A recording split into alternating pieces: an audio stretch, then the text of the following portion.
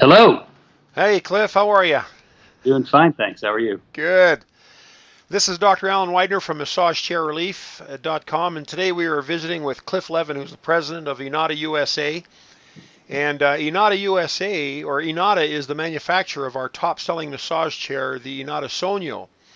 They also have some other chairs that they sell, the Inada Yumi, the I1, and also the Doctor's Choice 3A massage chair. And we will talk about probably a good portion of those chairs today in our conversation. But Cliff, thanks for being on board with us today and taking time to visit. Hopefully our listeners will be able to learn some things, and our viewers will be able to learn some things about Inada that I have not been able to maybe impart or share with them in the past, and some insights that you'll have that I think will be beneficial to them. But well, it's a treat to be on with you. It always is. Now, maybe what we could do, just to begin with, I mean, we did an audio recording a few years ago when I first started carrying the Inada chairs for you. I think it was in '08, and so a lot of things have happened since then. But maybe you could just give an introduction to Inada and tell our viewers a little bit about Inada and their history in the U.S. and just a general once-over on the state of affairs with Inada right from the get-go, right from the beginning. I'll keep it short and sweet. The Inada legacy is the longest legacy in the entire massage chair industry. We've been doing massage chairs since 1962. The Inada brand is manufactured in Japan. We are the U.S. distributors. We're based in beautiful Boulder, Colorado, not too far from where you are in Idaho. Utah. Utah. It's okay. My bad. I apologize for that. And I was just there, too. Yeah, you were. We've been doing this seriously for 6 years in the U.S., where we've been importing containers of Japanese manufactured massage chairs from Inada. And in every one of those 6 years, we've grown actually quite dramatically. And in more recent times, the growth has been driven primarily by the chair that you mentioned earlier, which is the Sonio Dreamwave chair. And what is kind of startling, even to me, is we established this distribution network for Inada. You became one of our dealers, and even through the sort of worst parts of the recession, the throes, the deepest parts of the recession, we continued to see fairly dramatic growth, particularly in the Sonio Dreamwave, and you were very much a part of that. And I think that's a reflection of really the value proposition that Inada is. We are not a cheap brand. There's no question in your mind or my mind or any consumer's mind that Inada, there's a significant price tag with Inada. But our argument is that despite that price tag, the functionality you get, the quality of the massage, the scanning technology you get, the legacy, and of course the wonderful warranty that we offer, you add that all up, and all of a sudden, it starts to make a lot of sense to consumers. And I think you've taught a lot of folks that. Yeah, well, I appreciate that. When that recession started in '08, that was when I actually sold my chiropractic clinic, and I was very nervous because it had taken me a couple of years to sell it because I knew I wanted to do the massage chairs full time, and I was scared, so scared when we sold the practice, which was the end of May '08, and of course, lo and behold, the recession hits. I think it was July of '08, and I thought, oh my goodness, I finally get out of my chiropractic business, and now I'm in a business that's hit a recession, and who's going to buy a massage chair during the recession? Well, we were very pleasantly surprised at how well the chair sales went, particularly with the Sonio. And that's the thing that amazes me. Maybe you can speak to this a bit, but the Sonio price has gone up every year since we started carrying it. Now, I know a lot of my viewers and a lot of my shoppers are not happy about that, but I know it's not because you're just doing it to gouge the clients because you figure you can make more money out of them because the chair's so popular. But there are some economics involved, and maybe you could talk a little bit about that. February of this year, it went up $800, which previous years had gone up $200 a year. So this year was an incredible jump, and maybe you can talk a little bit about that. Sure. Those price changes are driven primarily by the weakness of the U.S. dollar against the Japanese yen, against the Japanese currency. And these are 100%, these are thoroughly Japanese products. When we buy them, they ship out of the port of Kobe in Japan, for anybody that knows their Japanese geography, and we pay for these products we pay the factory in Japanese yen. So we become currency traders, not because we want to be, but because it's a necessity for the kind of business we're in, if we want to bring these products in from Japan. And anybody that's paid any attention to the fluctuation between the US dollar and the Japanese yen has noticed a fairly long-term trend of an ever-weakening US dollar. If that trend reverses in a significant way, I think consumers can expect that they'd expect price changes that are favorable. But, of course, manufacturing costs go up in Japan as well. They could impact prices. Fuel costs seem to always be constantly fluctuating. They can impact prices, and they can impact really boring things like transport costs when we have to move these chairs across the water. And all kinds of other variables change over time. As I said earlier, in a Sonyo Dreamwave chair or a Yumi rocking massage chair, or for that matter, anything from Inada, is never going to be a cheap and cheerful product. You know, that's just not our proposition. Part of what's built into that premium price is premium quality, premium service, premium results. You know, we think we deliver an experience that makes people happier, healthier, more productive than any other chair that they could possibly decide to buy. And it's an expensive, very high quality product. You know, think Tiffany's, think BMW. You got to think along those lines with us. Yeah. Well, thanks. And I've noticed in my showroom that people initially come into the showroom, and we've got about 13, 14 different models from different manufacturers, including the Sonyo, including some imitation Sonyos, and we'll get to that in a minute. But invariably, they want to sit on the Sonyo because it has such a compelling look to it to begin with. And then a lot of the folks that have come into the showroom have done some research, and they know that the Sonyo is a very well-respected chair, and very few people can find a negative review on it, including the reviews on my own site. And I think we have like 20 reviews on our product page about the Sonyo, just alone the Sonyo.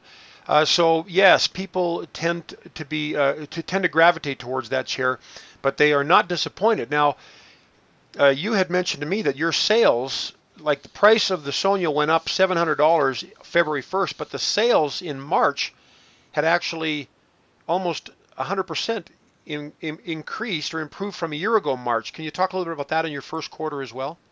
I wish I could explain that. I mean, generally speaking, and I can tell you that as an organization, we were kind of fearful of this. We were not relishing the fact that we had to raise prices on our products in a very, very aggressive way over a fairly short period of time. But as I explained, we were kind of, our hands were kind of what was going on in currency. Typically, when you have a price increase like that, which was a little bit more than 10% retail price, you'd expect a very significant fall-off. That's precisely what I think any reasonable business person, including you, would anticipate. I was anticipating that. Yeah. And you didn't see it, and we didn't see it in terms of the pace of shipments that were going out in Sonyo. I don't have a good explanation for you, and we don't have a good explanation for ourselves. Maybe a lot of folks were waiting on the wings in anticipation that Sonyo prices and Inada prices in general would go down, and once they went up, there was maybe a realization that, geez, if I really want this high-quality product, the longer I wait, potentially the worse it gets. It's very hard to see into the future, and I can't tell you where we're going in terms of pricing. We could make adjustments one way or the other. You know, from our perspective, perhaps from your perspective as well, we want to encourage people to get into these chairs as soon as they can and start enjoying the benefits of using this spectacular chair. Yeah. I'm delighted that the reviews that you get are so positive, and I think you offer an extremely high level of touch and customer service when you're dealing with people, when you're dealing with your customers, whether they ultimately buy from you or not. You give them the straight scoop, and I think they have a whole lot of respect for you. The straight scoop from us is this: if you buy a chair, and hopefully we've done right by you as well on this. Yeah. You buy us and you have a problem with it, we'll be all over it. We're going to back you up, Dr. Widener, because you've got a customer on the other end. We understand that. Right. And part of the ownership experience of having an Inada chair is that we are very, very serious of the customer experience, not just before somebody buys, but we take very good care of them after they buy. We cannot get reviews like that unless we were very serious about that. Yeah, and I appreciate that. Believe me, as a retailer, that's one of the reasons I've been leery to carry some brands of chairs, because they don't have a great after purchase reputation. And I will say that our philosophies of customer service are very parallel. I am very accessible to my clients. They can call me on my cell phone. I mean, you don't see that very often on an online store, but they can call me directly on my cell phone any time of the day or night. I may not always hear the phone if it's in the middle of the night, and I have had some calls in the middle of the night, but I am bending over backwards to make sure that my clients are happy. But you are also very attentive, like the fact that today I had a call from a client that was having a chair delivered in, I think, in New Jersey or somewhere out east, and there was a miscommunication between the delivery people and the client. Well, I called you. Alex picked up the phone right away, and almost always you pick up the phone right away when I call. And he called the shipper right away, and they had it straightened away within, I think, 5 minutes. And I love that. Some other manufacturers, or maybe not manufacturers, but massage chair companies, maybe a little tougher to get a hold of, or there's a phone tree, or leave a message and we'll get back to you within 24 hours. But your customer service is fantastic, and I really appreciate that. And like I say, it parallels the way we treat our people as well, and I'm grateful that you're at the other end. Well, that's great to hear. Thanks. Yeah, it's wonderful. It's been a great partnership. And the other thing is, I have no reservation whatsoever recommending your product. It's not like the Sonia is a good chair, but it's a good chair. Period. And the fact that it continues to sell at this high rate, and you had told me that it was a 98% increase in sales from a year ago March, speaks volumes to the number of discriminating shoppers out there, and shoppers that have cash available to purchase a chair. And it's remarkable to me, just remarkable, gratefully so, but quite remarkable. Now, you've changed some colors in the chair over the years since it's been here in the U.S. You've changed the warranty. You bumped that up to a 3-year full parts and labor on-site warranty, which is the best in the business. And you had a few changes like that. Are there going to be any changes to the chair itself over the years, other than maybe tweaking a module that maybe could work more optimally, or something like that people aren't even aware of? But are there any plans on changes to the Sonio? Short answer is no. And I think you spoke to the important piece of that, which is that ever since the Sonio has come to market, there have been many, many minute tweaks to it. All along the way, the chair is ever improving. I mean, from the day it came out, it was an excellent product. But in true sort of Japanese, the Japanese manufacturing ethos can sometimes be very, very hard for Americans to understand. The unbelievable attention to detail. There is no failure rate that's an acceptable failure rate. Yeah.